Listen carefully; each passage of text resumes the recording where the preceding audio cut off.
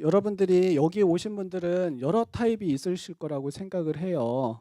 약초 종류 이야기를 했다가 왜 이러냐면 여기 오신 분들은 개인의 아니면 가족의 건강 때문에 좀 도움이 되는 지식을 얻었으면 한다라고 생각해서 오시는 분도 있을 거고요.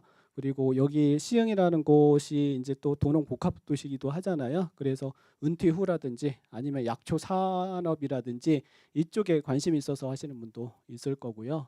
그다음에 뭐 그냥 뭐 나는 산행을 하는데 그 약초가 그냥 궁금했는데 뭔지 모르겠다. 그래서 그냥 지식을 그냥 얻고자 하는 분도 있을 거고, 또 어떤 분들은 그냥 친구가 좋다니까 빨리 가자. 여기 빨리 등록해라. 이렇게 해서 오시는 분도 있을 거고 다양할 거라고 생각하시는데, 말씀 말씀드리는 대로 여기서는 이제 뭐 지식적인 부분들을 많이 배우실 거고요. 그다음에 건강적인 부분은 또 많이 배우실 거예요. 그리고 그런데 여기서 이야기하다가 보면, 그리고 다음 시간도 이야기 다른 시간도 듣다 보면 모든 게 이제 다 잘 될 것 같고 모든 게 하면 다 잘 될 것 같은데 실제로는 많이 생활에 응용을 해보셔야 돼요. 오늘 말씀드리는 거는 제가 주로는 독성이 없는 것들, 크게 무리가 없는 것들 위주로 하고 있거든요. 그렇지만 무리가 없다고 해서 뭐 효과가 없는 건 아니고, 한의원에서도 제가 여러 번 말씀드렸죠. 저도 많이 쓰는 약재들을 주로 쓰면서도 효과도 있으면서 크게 무리 없는 생활에 응용할 수 있는 약재 위주로 선별을 해서 이제 예를 들어서 설명을 하고 있습니다. 근데 이런 약초의 이제 종류를 보면 생각보다 이제 문헌에 소개되는 그 약초는 한 3천여 종이라고 해요. 3천여 종이 있고요. 그리고 우리나라 대한약전에 있는 거는 천여 종이 돼 있고, 그리고 한의원에서 쓰는 약종 그 약초의 약재 수는 한 300여 정도 돼요. 생각보다 뭐 많으면 많다, 적으면 적다로 할 수 있는데, 그리고 이 300여 종의 중에서도 실제로 많이 쓰는 건 한 100여 종 정도 돼요. 그만큼 효과의 호불호가 확실히 강하냐 안 강하냐 이거에 좀 갈 수도 있고, 그다음에 이제 자주 손이 가는 약재가 있는 거죠. 그리고 우리나라에 자생하는 생약의 기원의 그 기원 식물은 950여 종 정도가 있고요. 근데 이 중에 우리나라 약용작물로 재배하는 약초는 생각보다 많지 않아요. 50여 종밖에 되지 않아요. 그런 경우는 여러 가지 이유로 그러겠죠. 첫째로는 토양이 안 맞아서 그런 경우가 있어요. 아까 그 처음에 그 설명해 주실 때 우리나라에서 감초를 재배했으면 하신다 이렇게 하셨는데, 실제로 재배를 하기는 해요. 근데 감초는 우리나라 토양에 맞지는 않아요. 몽고 같은 우리 몽고 있잖아요. 중국 위에 있는 몽고, 그런 기후일 때 되게 잘 자생을 하거든요. 그리고 약효 효과도 좋고, 뭐 식물학적으로는 살 수는 있는데 약효 면에서는 떨어지는 게 있어요. 그래서 약효 효과도 떨어지고 우리 그 토양이 안 맞는 거기 때문에 못 키우기도 하고, 또 다른 하나는 가장 큰 이유죠. 경제적인 이유로. 경제적인 이유로 뭐 중국산이 워낙 싸니까 그래서 못 키우기도 하고, 그런 여러 가지 이유로 우리나라에서 약용작물로 재배되는 약초가 생각보다는 그렇게 많지 않다. 50여 종이다. 근데 여러분들이 여기에서 힌트를 좀 얻으셔서 강의를 듣다가 이런 게 이제 경제성도 있고 효과적이고 응용할 수 있겠다 싶은 부분은 많이 응용을 하시면 돼요. 저도 이제 그 강의를 하면서 이런 부분의 약초는 여러분들이 그 생활에서, 그리고 생활을 뭐 쓰는 게 아니라 사업적으로도 고려해봤으면 한다라고 하는 걸 가끔은 말씀을 드리는데, 그런 걸 좀 캐치를 해서 응용을 해보셨으면 좋겠습니다. 자, 그러면 약초의 역사를 한번 보죠.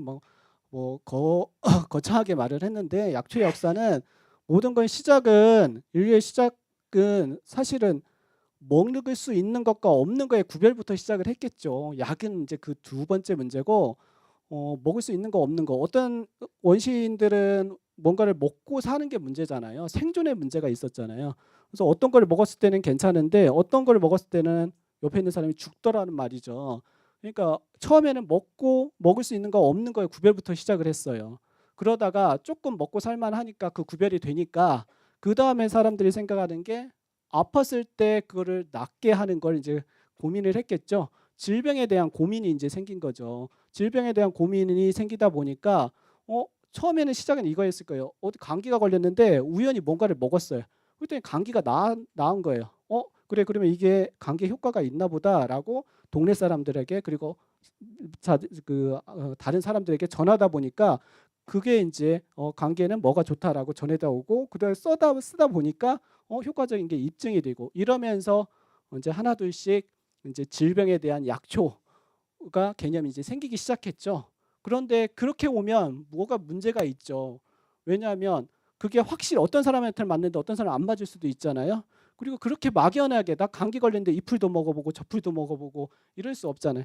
그러다가 죽는 사람이 한두 명이 아니잖아요. 그렇잖아요. 물론 지금 약초의 역사는 사실 수많은 사람의 희생에서 그 희생에서 발전이 된 거는 맞아요. 그러다가 이제 사람들이 개념이 이제 생기겠죠. 어떤 사유를 생각을 하겠죠. 그런 생각을 하게 되는 게 여러 가지 이론을 생각을 하면서 그런 경험을 쌓아가면서 이제 약초가 발달이 됐고요. 그 다음에는 이제 치료의 목적에서 약초를 개발했다고 하면 요즘은 질병을 이겨내는 것뿐만 아니라 생명 연장에 대한 꿈들이 많잖아요. 뭐 진시황뿐만 아니라 불루장생을 그냥 생명 연장이 아니라 아프지 않고 오래 사는 게 이제 주된 어떤 인류의 목표가 됐잖아요. 그런 이제 투쟁에서부터 계속 약초의 역사가 발달되고 있다라는 걸 이제 개략적으로 설명을 드리는 거고요. 이런 약초의 역사는 서양에서부터도 볼 수가 있어요. 오래전부터 이거는 있어요. 그래서 여기 그 기독교라든지 카톨릭인 분들은 성경에서도 유향이랑 몰약 같은 약초 이름이 나오거든요.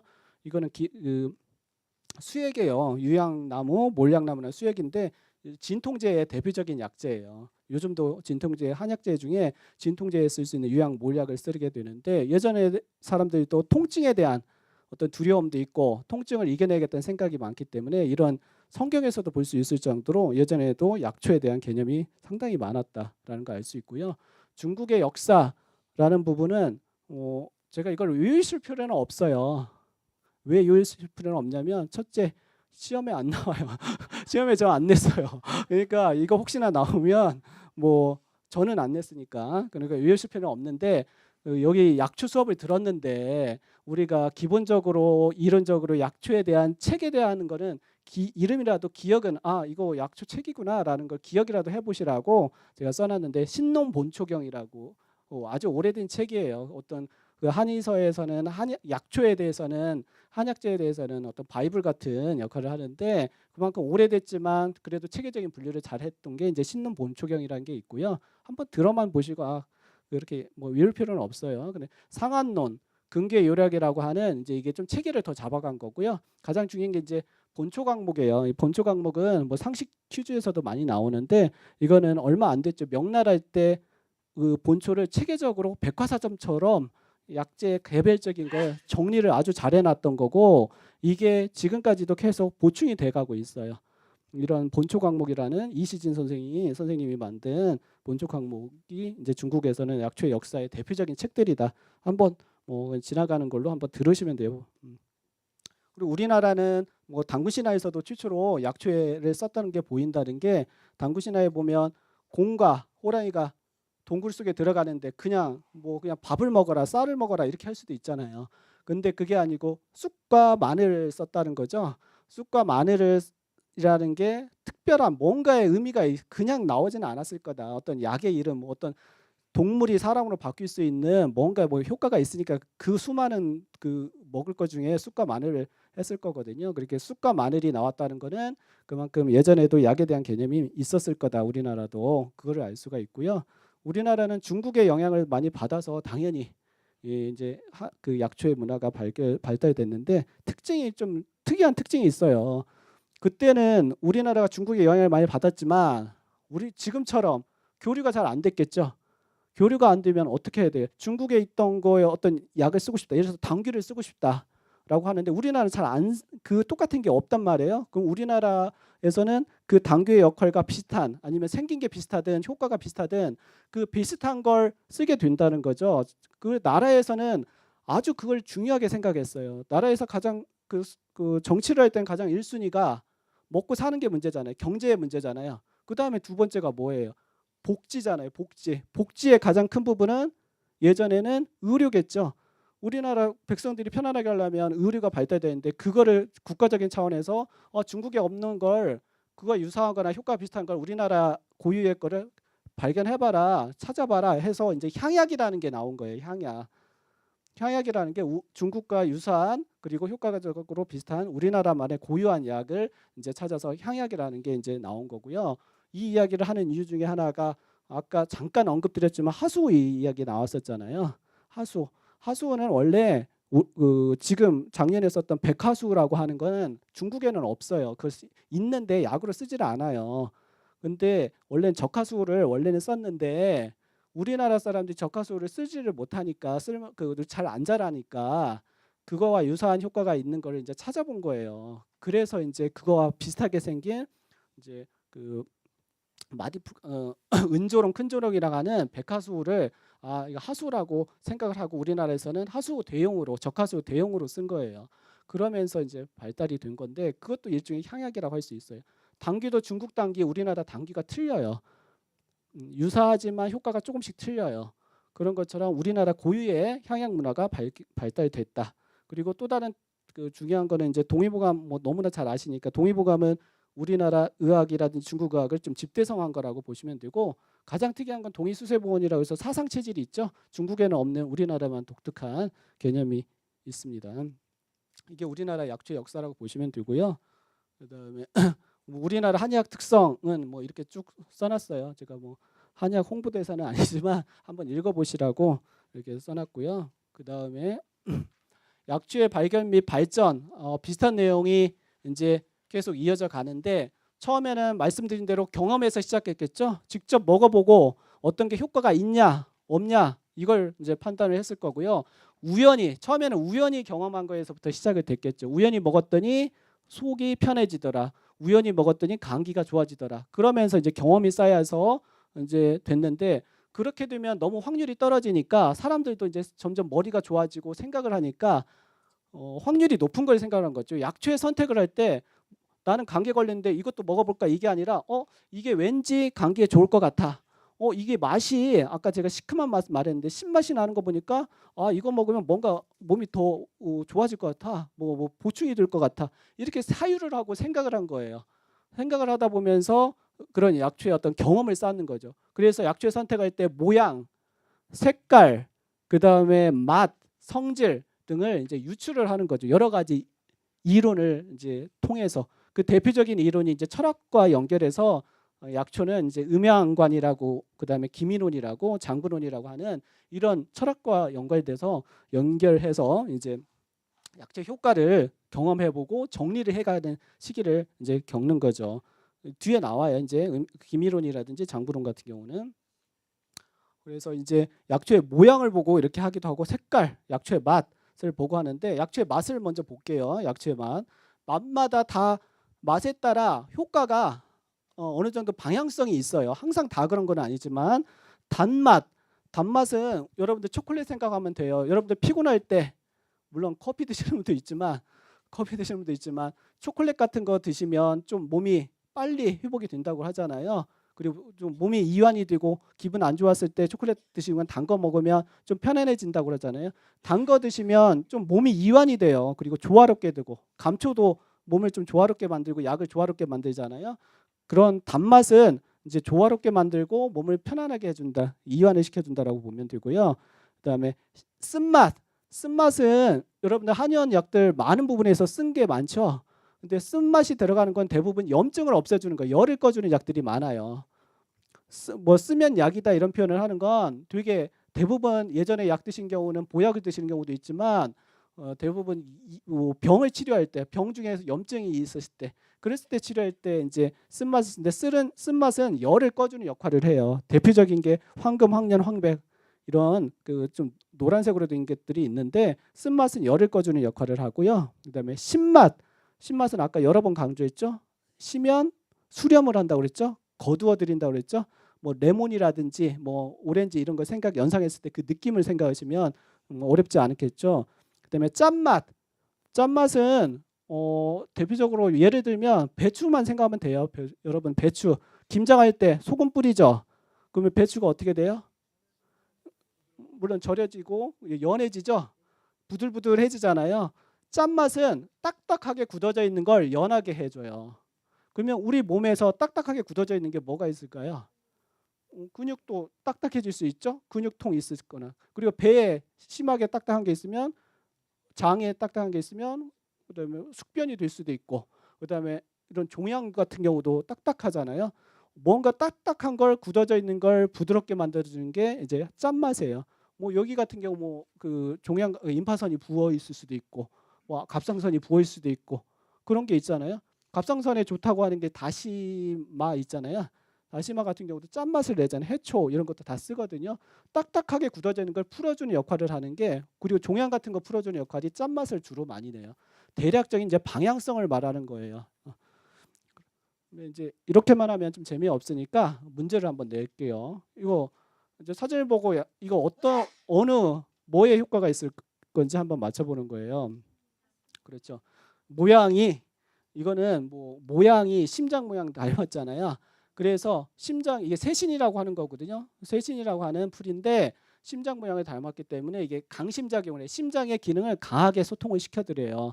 그러면 심장 기능이 약하면 주로 생기는 게 손끝 발끝이 저려요. 한쪽만 저린 게 아니라 손끝 발끝 전체적으로 저린 경우 그리고 혈액순환 장애로 해서 그다음에 여기저기 아픈 경우 그러니까 통증이 오는 경우 이럴 때 심장의 기능을 강화시켜줘서 강심작용이라고 하죠. 그렇게 강하게 소통을 시켜줘서 통증을 없애주고 저린 걸 없애주는 대표적인 약제인데 모양이 이거는 심장 모양을 닮았으니까 이게 심장 쪽에 좋지 않을까 이렇게 연상을 해보고 써보기 시작한 거죠. 그 다음에 이제 그게 효과가 있으면 이거 약으로 쓰면 되겠다라고 하고 여러 사람이 쓴 다음에 이제 경험을 통해서 더 확증을 해가는 거죠.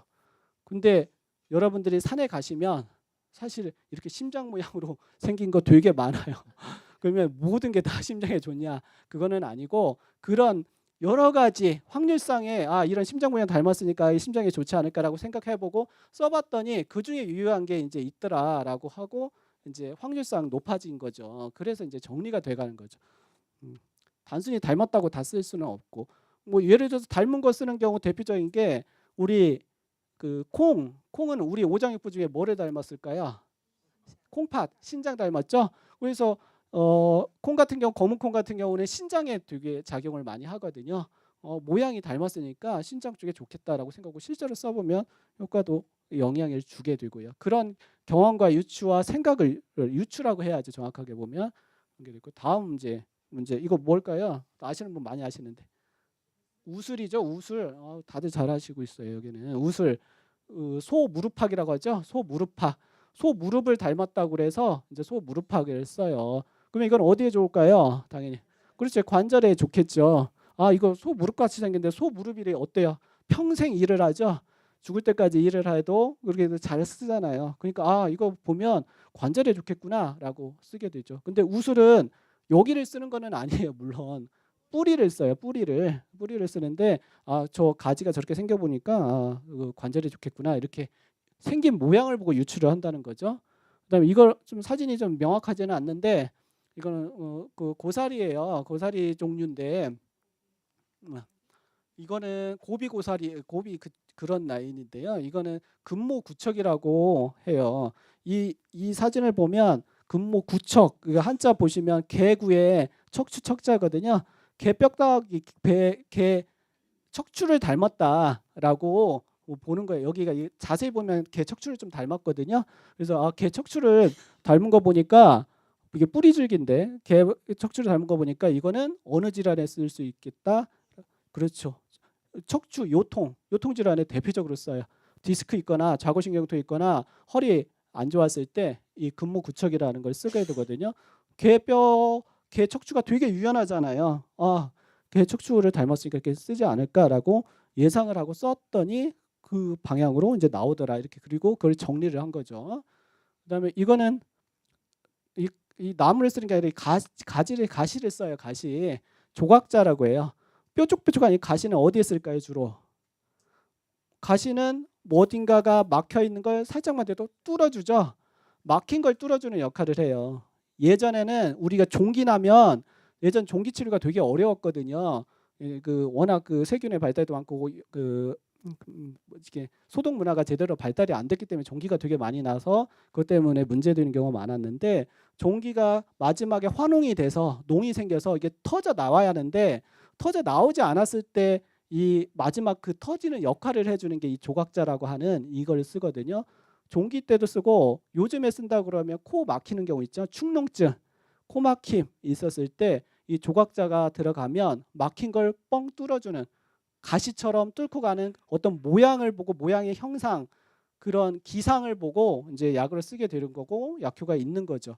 이런 것처럼 여러 가지 방향성을 유추를 해서 이제 쓰는 게 이제 약초의 효능을 이제 유추를 해볼 수 있다라고 보면 됩니다. 그리고 약초의 발견에 대해서 했고요. 약초의 부위별로 효과가 좀 틀려요. 아까 부위별로 쓰는 부위에 따라 구별도 했잖아요. 어떤 데는 꽃을 쓰기도 하고 열매를 쓰기도 하고 뿌리 전체를 쓰기도 하고 뿌리를 쓰기도 한다고 그랬잖아요. 근데 부위별로 약간 전체적인 그 약의 방향성이 있거든요. 잎, 먼저 약초 부위별로 한번 볼게요. 잎은 그 식물에서 어디에 있죠? 가장 겉표면에 있죠? 위에 있죠? 잎은 제일 바깥쪽으로 있잖아요. 그것처럼 이제 동기상구라고 그래. 같은 모양, 같은 역할을 하는 쪽에 영향을 줄 거다 그래서 잎은 주로 위에 부분, 상추라는 건 윗부분을 말하거든요. 그리고 가장 바깥 부분이니까 피부 쪽하고 주로 잎은 많이 작용을 해요. 잎을 쓰면 대우 박하잎 생각해 보세요. 주로 위로 올라가죠. 박하가 오면 위로 화하게 올라가잖아요. 주로 위의 역할을 위쪽으로 작용을 한다 이거죠. 여기 상엽이라는 건 이제 그 뽕나무 잎이거든요. 이거는 그 예를 들어서 뽕나무로 통해서 이제 각각 부위별로 특징을 설명해 드릴 건데 이제 줄기 잎은 설명했고 줄기는 말 그대로 우리 몸으로 비교하자면 척추 몸통이죠. 몸통 질환에 이제 쓸 수가 있는 거예요. 몸통 질환이라는 게 척추 아프거나 아니면 뭐 관절이 아프거나 이랬을 때 줄기를 주로 이용할 수 있고 종자는 당연히 종자는 다음 세대를 영위하기 위해서 씨를 내야 하잖아요. 그러면 거기는 아주 중요한 물질을 만들겠죠. 사람으로 따지면 종자는 어떻게 보면 가장 중요한 성기능하고 관련돼 있는 신장의 원기하고 관련돼 있는 부분에 작용을 할 거다라고 예상을 하고 실제로 그쪽에 영향을 주는 게 많아요. 그래서 종자는 성기능하고 관련돼 있는 부분에 효능을 많이 보유를 하고 있다. 뭐 구기자, 뭐 아까 얘기했잖아요. 오미자도 다 나와 있고 그런 종자는 그쪽에 연결이 많이 된다라고 보면 되고요. 그다음에 식물의 위치에 따라 어디서 잘 사느냐에 따라서 식물의 어떤 특징도 있을 수 있어요. 습지에 사는 동물은 물 기운을 많이 머금겠죠. 그래서 몸을 더 이렇게 보호하는 역할을 많이 하는 게 습지에 사는 역할을 습지에 잘 사는 식물을 먹으면 보호하는 역할을 많이 하고요. 마른 곳에 사는 식물은 우리 몸을 더 마르게 만드는 역할을 해요. 하는 경우가 많다. 항상 다 그런 건 아니지만 이런 방향성을 이제 알 수 있다라는 걸 설명을 드린 거고요. 그다음에 이제 뽕나무로 한번 비교를 해볼게요. 뽕나무는 우리 약초 중에서 아주 뭐 그 버릴 곳이 없는 각각 부위별로 다 효과가 아주 좋은 약초예요. 그래서 뽕나무 잎은 아까 잎들은 어디에 작용한다고 그랬죠? 위쪽, 위로. 뽕나무 생각하면 뽕나무가 요즘 세상에 아주 좋은 약초라고 하는 이유는 요즘은 화가 많은 시대거든요. 스트레스도 많이 받고 열도 많이 받고 못 먹어서 생기는 병이 아니잖아요. 요즘 거의 다 화병, 뭐 스트레스로 인한 정신병 사실 이게 더 많거든요. 너무 많이 먹어서 넘쳐나서 생기는 병이란 말이에요. 그럴 때 열을 식혀주고 바깥으로 발산을 시켜주고 편하게 해주는 게 이런 뽕나무의 역할인데 뽕잎이 대표적인 거예요. 위로 열이 뜨면 아까 얼굴도 충혈이 되고 눈도 충혈이 되고 뒷목도 뻣뻣해질 수 있고 이러죠. 고혈압을 연상을 뭐 여러분들이 흔히 알고 있는 고혈압도 종류가 여러 가지지만 고혈압을 연상을 하시면 드라마에 나오는 고혈압을 연상하시면 돼요. 위로 열 뜨고 그다음에 뭐 위로 상기되고 뭐 답답하고 뭐 이런 것들이 있죠. 이런 경우일 때 상엽을 쓰게 되면 전체적으로 열도 가라앉으면서 편안하게 된다라는 거고요. 그다음에 뽕나무 열매 많이들 아시죠? 오디라고 하죠. 오디는 뭐 성기능에도 당연히 영향을 줘요. 정액에 이제 수렴을 하기도 하고 소변 쪽으로도 관련되어 있고 이쪽에 이제 뽕나무 열매 오디가 많이 쓸 수 있고 있다라는 걸 이제 알 수 있죠. 뽕나무 가지는 어디에 작용한다고 그랬죠? 몸통, 척추 이런 쪽에 관절 이런 데 이제 작용해요. 뽕나무 가지도 마찬가지예요. 몸통 질환일 때 많이 써요. 네, 뿌리 껍질은 우리 껍질이라는 게 식물에서 껍질은 외부와 식물 안을 연결해 주는 곳이죠. 그래서 껍질은 대부분 어떤 그 피부하고 연결이 많아요. 그래서 그 뽕나무 껍질은 피부 피부라는 게 꼭 우리 외부적으로만 있는 게 아니라 입으로 통해서 들어가는 기관지 이런 부분. 기관지 점막이 되게 약해졌을 때도 뽕나무 껍질을 쓰거든요. 상백피라고 그래서 이런 피부 질환일 때 이런 껍질을 이용하게 된다는 걸 이해하시면 됩니다. 그리고 이제 여기서부터는 이제 막 어려운 내용일 것 같은 게 나오는데 뭐 잡다한 거는 제가 시간 관계상 안 해도 될 것 같고요. 뭐 5장 6부는 기본적으로 아셔야겠죠. 5장은 간 이걸로 설명드릴게요. 이제 간, 그다음에 심장, 그다음에 비장이라고 그래서 소화 기능을 말해요. 그다음에 폐는 호흡기계죠. 그다음에 신장은 소변과 관련되어 있는 거고요. 근데 한방에서 말하는 오장은 이제 양방에서 말하는 오장과 조금 개념이 틀려요. 유사한 부분, 기본적으로 일치한 부분들이 많지만 아까 말씀드렸듯이 신장은 양방에서는 생식기하고는 전혀 관계가 없어요. 근데 한방에서 신장은 소변뿐만 아니라 그 생식기하고 성기능하고도 관련된 부분이 있고요. 대표적으로 간 같은 경우는 양방과 한방의 개념이 조금 안 맞는 부분이 있어요. 뭐 예를 들어서 제가 이제 진맥을 하면 간이 좀 안 좋다, 간에 열이 많다 이렇게 하면 대부분 환자분들이 많은 분들이 저 얼마 전에 혈액 검사했는데 간 수치 같은 게 전혀 이상 없는데요. 저는 비형 간염 없는데요. 이렇게 말하는 경우가 있는데 한방에서 말하는 간은 단순한 이렇게 그 해독하는 간의 의미뿐만 아니라 근육 질환하고도 관련돼 있고요. 그다음에 정서적인 스트레스하고 되게 정서적인 부분하고 관련돼 있는 게 감정을 조절하는 부분하고 간이 많이 관련돼 있어요. 그래서 여자분들 화병 있거나 울화병 있는 분들 있죠. 그런 분들은 간하고 심장의 열로 보는데 특히 간에 울체가 많이 된다고 그래요. 그래서 정신과적인 영역이 이제 간에 많이 들어가 있고요. 그다음에 근육 질환하고도 간이 많이 연결이 돼 있어요. 이렇게 어떻게 보면 한방에서 오장육부는 단순한 한 부위만 아니라 온 몸하고 관련돼 있어요. 그래서 신장이 나쁘다, 콩팥이 나쁘다 이렇게 한방에서 제가 하잖아요. 그러면 소변뿐만 아니라 일열 증상들이 연관된 게 있어요. 여기 머리 쪽에서는 귀 쪽, 그다음에 몸에서는 발바닥 쪽. 그래서 귀가 안 좋다, 뭐 이명이 난다, 아니면 난청이 있다. 그리고 난 조금만 걸어도 발바닥이 잘 아프다. 난 조금만 걸어도 뼈가 잘 삔다 이런 분들이 있어요. 약하다 이런 분들. 이런 경우는 일렬적으로 신장 기능이 약하면 일렬적으로 나타날 수 있어요. 각각 다른 증상이 나오는데 나는 이명도 있고 발바닥도 쉽게 아프고 허리도 자주 아프고 이래. 근데 소변도 약하고 이러는데 그거 딱 보면 이거 신장이 약하다라는 걸 알 수 있어요. 신장과 관련된 질환이 이런 식으로 연결이 되고 다른 장부도 마찬가지예요. 온몸에 어떤 체계적인 일렬적인 상황과 장부를 연결을 시키는 게 한방의 오장육부의 개념이다. 라는 걸 이제 알면 되시고요. 뭐 중간중간에 다른 시간에도 이거에 연결된 말씀을 하실 거니까 대략적인 개념만 아시면 될 것 같습니다. 그리고 이제 어렵게 막 한자도 돼 있고 어려운 말들이 많은데 팔강병증 이 부분은 쉽게 말하면 아까 처음에 말했던 거예요. 병을 치료할 때는 여러 가지를 고려를 해야 하거든요. 첫 번째, 병의 성질을 알아야겠죠. 그 다음에 병의 성질뿐만 아니라 성질 중에는 병이 차냐 따뜻하냐, 차냐 열하냐 이것도 알아야 하고 병이 엄청 강하냐 안 강하냐 이것도 알아야 돼요. 예를 들어서 똑같은 전염병인데 그냥 감기랑 그 다음에 독감이랑 틀리잖아요. 그리고 전염병 중에 작년에 난리가 났던 메르스의 강도랑 일반 다른 강도랑 또 틀리잖아요. 전염병의 강도가 틀리잖아요.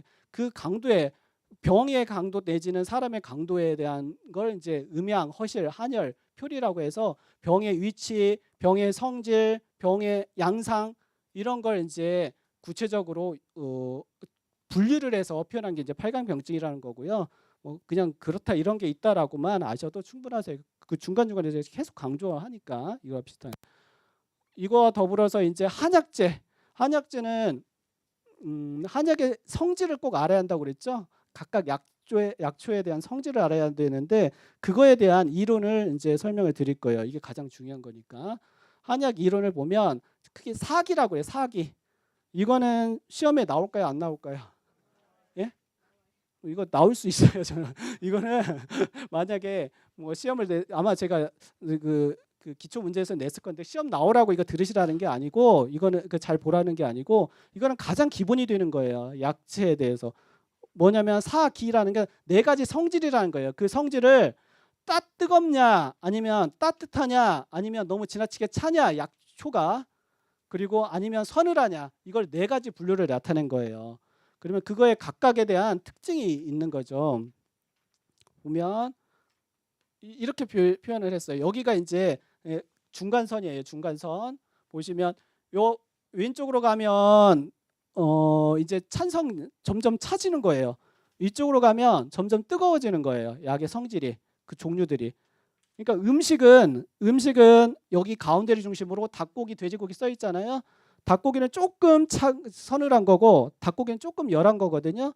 이거는 대부분의 크게 아주 본인이 너무 뜨겁거나 열하거나 그러지 않으면 크게 사이드가 안 나는 거예요. 그리고 옆으로 갈수록 효과도 강하면서 사이드도 부작용도 잘 날 수 있는 거예요. 저쪽도 마찬가지, 찬 것도 마찬가지고.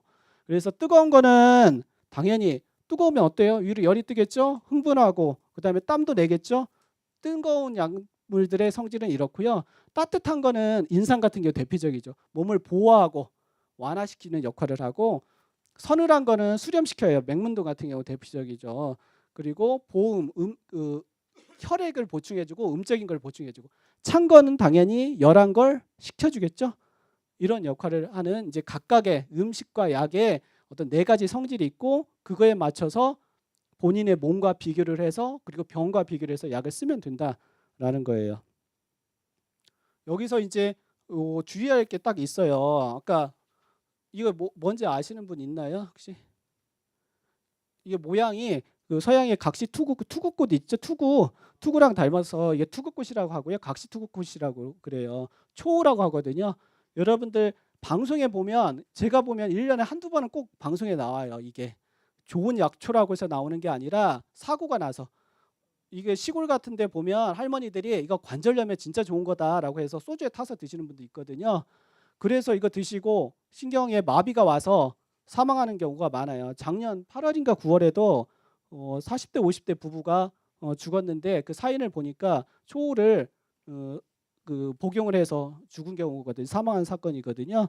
아마 초5를 치면, 검색어에 치면 아마 그런 사건 사고들이 거의 1년에 한두 건은 거의 있을 정도로, 이 초5 같은 경우는 약물로 쓰기에는 아주 좋은 약이긴 하죠. 진통 효과가 아주 커요.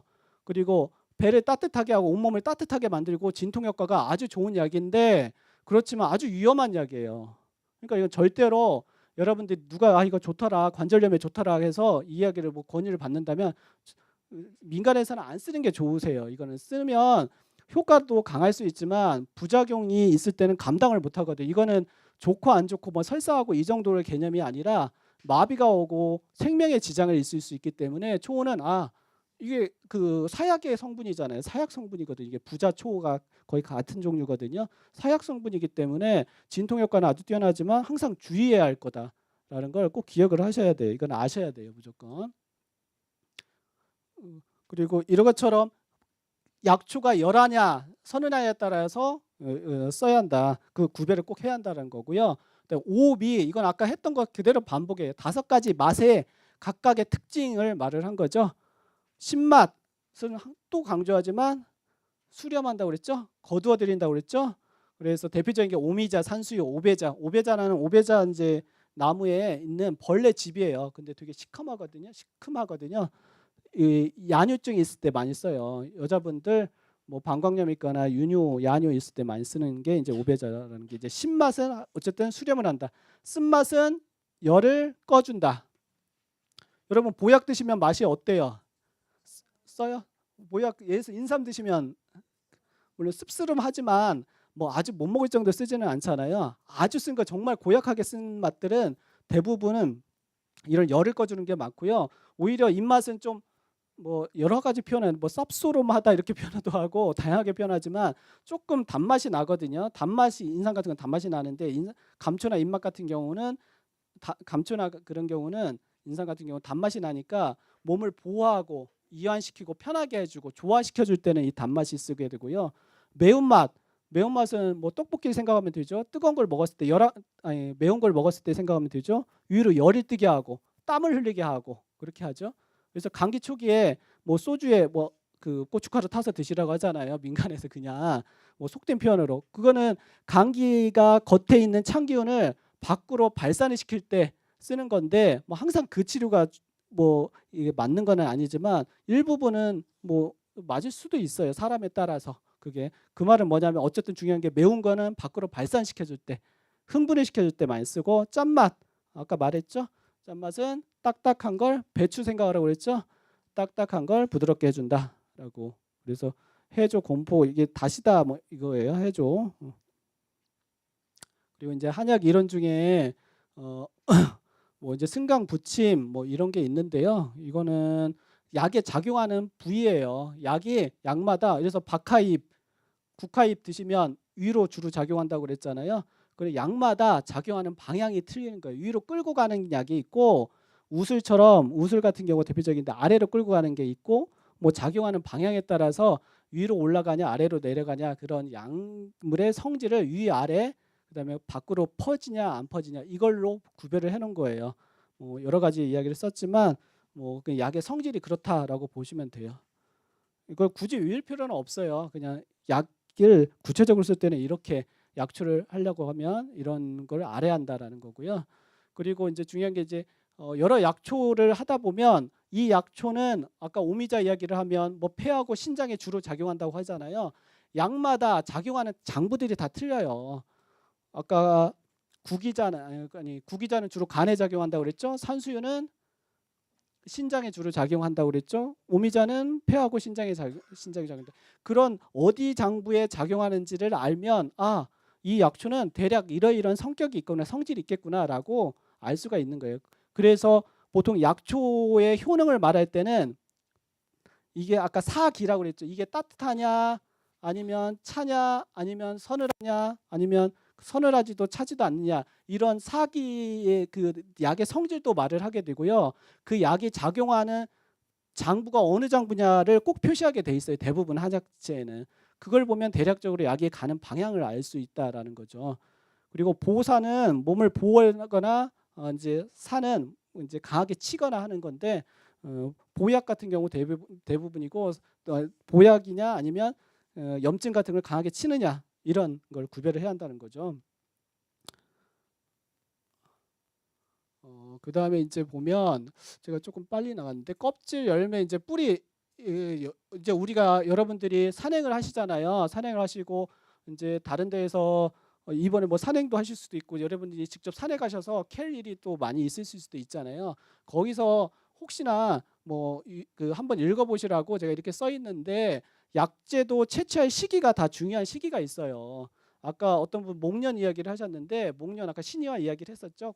꽃봉오리 지금은 채취를 못 하잖아요. 신이화가 좋다고 했는데 다음 봄을 기다려야 하잖아요. 물론 뭐 건재상에서 사면 되겠지만 어쨌든 약물마다 약효가 가장 좋은 시기가 있거든요. 그거를 한번 정리를 해놓은 거예요. 한번 참고 삼아 읽어보시면 될 것 같아요. 이걸 뭐 꼭 여기에 여러분이 맞춰서 할 필요는 없지만 참고 삼아 읽어보시는데 이제 주의할 거는 채취에 가장 중요한 거는 여기 내용도 중요하지만 상식적으로 주변에서 예를 들어서 길가 같은 데에서 채취하는 거는 좋지 않아요. 그거는 무조건 뭐 항상 방송도 많이 나오지만 은행나무, 은행 열매 가로수에 있는 거 채취하셔서 쓰시는 분도 있거든요. 근데 좋지 않거든요. 왜냐하면 중금속 때문에 가로수길이 많잖아요. 가로수는 다 요즘은 다 그 차들이 워낙 많이 다니잖아요. 그러면 그 중금속을 먹는 경우가 많아요. 실제로 채취해서 중금속 양을 보면 상당히 높아요.